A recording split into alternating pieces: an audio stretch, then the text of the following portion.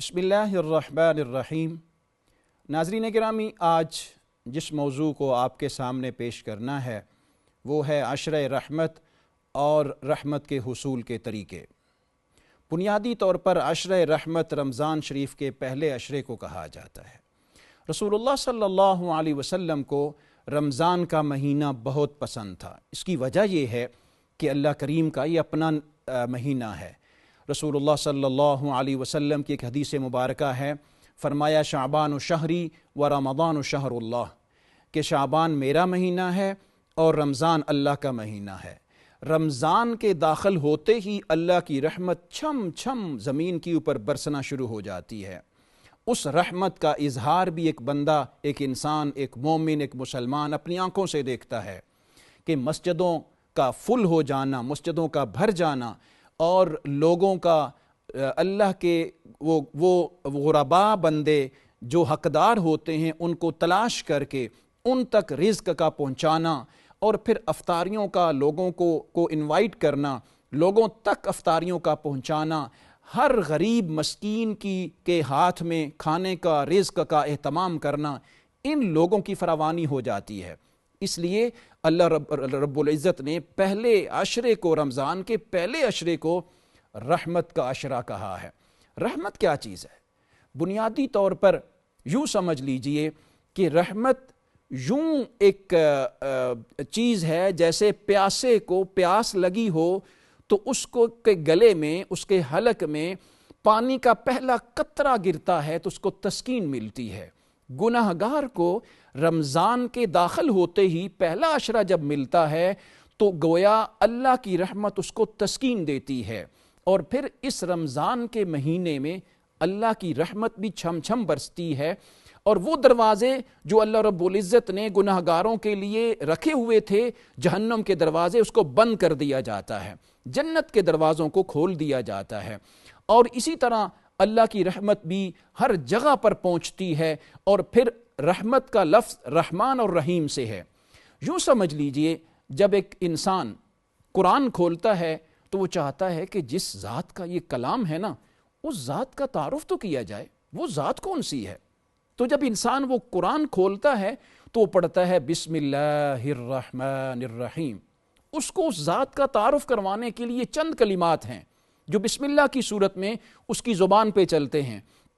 اب جب بسم اللہ کی صورت پہ اس کی زبان پہ الفاظ آتے ہیں تو وہ جانتا ہے، اچھا اللہ وہ ہے جو رحمان ہے، بہت رحمتیں کرنے والا ہے، رحیم ہے، انتہائی مہربان ہے۔ یہ اس کو اللہ کی ذات کا تعارف ملتا ہے۔ یوں ہی ناظرین گرامی، جب رمضان آتا ہے تو پہلے عشرے میں ہی اللہ کریم کی رحمت ایک بندے صیام کو، یعنی روزہ رکھنے والے انسان کا اللہ کی رحمت استقبال کرتی ہے، اور اس کے روزے کے وقت، روزے کے افطار کے وقت پورا دن بھوکا پیاسا رہتے ہوئے جب افطار کا ٹائم آتا ہے نا تو اللہ کریم کے پیارے رسول صلی اللہ علیہ وسلم کی حدیث طیبہ اس کے سننے کو ملتی ہے کہ حلق خشک ہو جانے کے سبب اے روزہ دار، جو تمہارے منہ سے سمیل آ رہی ہے نا، اللہ اس سمیل کو مشک کے سے زیادہ پسند فرماتا ہے۔ خوبصورت لفظوں میں اللہ رب العزت تمہارا استقبال کر رہا ہے۔ اسی طرح ناظرین گرامی، کچھ چیزیں اللہ کریم کی ذات کے ساتھ خاص ہیں، بندے کے ساتھ وہ خاص نہیں ہیں۔ مثلا آپ جانتے ہیں کہ اللہ کریم کھاتے نہیں ہیں، ان کو خوراک کی ضرورت نہیں رہتی، تو اللہ کریم چاہتے یہ ہیں کہ یہ میرا بندہ اس عادت سے گزرے جو عادت میری ہے، اور اللہ کریم اس بندے کو صبح طلوع فجر سے لے کر غروب تک کھانے پینے سے روک دیتے ہیں۔ اب روک کر کے اپنے بندے کی اس کیفیت کو دیکھتے ہیں، جو کیفیت بندے کی ذرا برداشت سے باہر ہوتی ہے تو اللہ کی رحمت قریب آتی چلی جاتی ہے۔ یوں ہی انسان دو چیزوں سے مرکہ ہے، ایک بہیمیت سے، ایک ملکیت سے۔ بہیمیت یہ تقاضا کرتی ہے کہ اس کو کھلایا جائے، اور ملکیت یہ تقاضا کرتی ہے کہ اس کو نہ کھلایا جائے۔ تو اللہ کریم بندے کے اندر ملکیت پیدا کرنا چاہتے ہیں۔ وہ کیسے؟ کہ اس کو بھوکا پیاسا رکھنے کا حکم دیا جائے۔ ایسی صورت میں اللہ کریم کی رحمت بندے کے قریب آتی ہے۔ اسی طرح ناظرین گرامی، روزے کی حالت میں بندے کو ایک تڑپ پیدا ہوتی ہے۔ وہ کیا؟ کہ جیسے میں بھوکا ہوں نا، ایسے ان لوگوں کا احساس کیا جائے کہ جن کو خوراک نہیں ملتی تو وہ بھوکے رہتے ہیں، تو بندے کے اندر برداشت بڑھتی ہے، تحمل بڑھتا ہے، اس تحمل اس برداشت کے بعد اللہ کی رحمت بندے کے اوپر پڑتی چلی جاتی ہے۔ احباب ذی وقار، یہ سارے طریقے اللہ کی رحمت کے حصول کے ہیں۔ اچھا، اسی طرح جب بندہ شام کے وقت روزہ افطار کر لیتا ہے تو اس وقت پھر سے ایک نئی ریہرسل شروع ہو جاتی ہے۔ یوں کہہ لیجئے کہ یہ پورا کا پورا مہینہ اللہ رب العزت بندے کو ایک خاص تجربے سے گزارتے ہیں، اور اس خاص تجربے سے گزار کر کے بندے کو اپنی رحمت کے قریب کرتے چلے جاتے ہیں۔ بھوکا رہنا اللہ کریم اس خاص تجربے سے گزارتے ہیں، دوسرے کو افطار کروانا ایک خاص تجربے سے گزارا جاتا ہے، دوسرے کے ساتھ غم گساری کرنا ایک خاص تجربے سے گزارا جاتا ہے۔ اچھا، پھر جب غروب آفتاب کے وقت انسان افطار کر لیتا ہے اور پھر محافل میں بیٹھ کے افطار کرتا ہے، افطار کا بھی ایک اپنا ایک لذت آتی ہے، روحانی طور پہ انسان کو اس ریہرسل سے گزارا جاتا ہے کہ پورا دسترخوان افطار کے وقت سجا ہوتا ہے، طرح طرح کے کھانے دسترخوان پہ ہوتے ہیں، لیکن انسان ہاتھ آگے نہیں بڑھاتا جب تک کہ اس کے کانوں میں اللہ کی کبریائی کی آواز نہیں پڑتی، اجازت نہیں ملتی، تو اس وقت اپنے دسترخوان پر پڑی ہوئی چیز سے پر ہاتھ اٹھاتا ہے، اس لیے کہ اللہ نے اجازت دے دی۔ اس وجہ سے اللہ کریم کی رحمت اس وقت بندے کے انتہائی قرب میں ہوتی ہے۔ ناظرین گرامی، رسول اللہ صلی اللہ علیہ وسلم نے ارشاد فرمایا کہ مومن کا افطار کے وقت اللہ کے قریب ہونا انتہائی اللہ کو محبوب ہوتا ہے، کہ افطار کے وقت اللہ کی بارگاہ میں اٹھے ہوئے ہر طرح کے ہاتھ اللہ کریم اپنی بارگاہ میں ان دعاؤں کو قبول کر لیتا ہے، اور افطار کے وقت اللہ کریم کسی طرح کی دعا رد نہیں کرتا۔ اسی لیے ناظرین گرامی، روزے دار افطاری کے اوقات میں اپنی دعاؤں کو خاص کرتے ہیں۔ تو ناظرین گرامی، جب افطاری کا ٹائم آئے رمضان المبارک میں، آپ کو بھی چاہیے کہ اپنے لیے ان اوقات کو خاص کر لیں، اور دعاؤں میں بھی خاص دعائیں مانگی جائیں، کیونکہ وہ رحمت کا ٹائم ہوتا ہے۔ اور پھر اسی طرح آپ آگے چلیے تو جب عشاء کا ٹائم آتا ہے تو روزے دار دوبارہ سے مسجد میں حاضر ہو کر کے اپنے رب کریم کی بارگاہ میں عشاء کی نماز کے بعد تراویح کی صورت میں حاضر ہو جاتے ہیں۔ وہ کلام جو اللہ کریم نے دنیا پہ نازل کیا تو اس نے انسان کی کایا پلٹ دی۔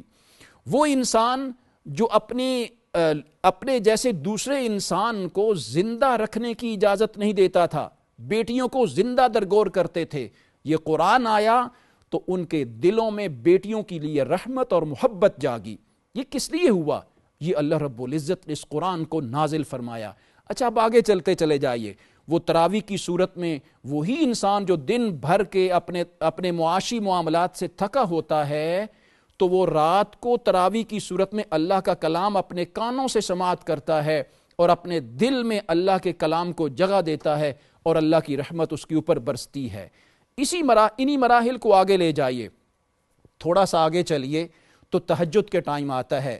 وہ شخص جس کو فجر کے ٹائم بھی جگانا مشکل ہوتا ہے وہ تہجد کے ٹائم جاگ کر اپنے رب کی حضور اپنی حاضری لگواتا ہے، تہجد کے نوافل پڑھتا ہے، سحری کی تیاری کی جاتی ہے اور سحری کے کھانے کے لیے تمام کیا جاتا ہے۔ کیوں بھلا؟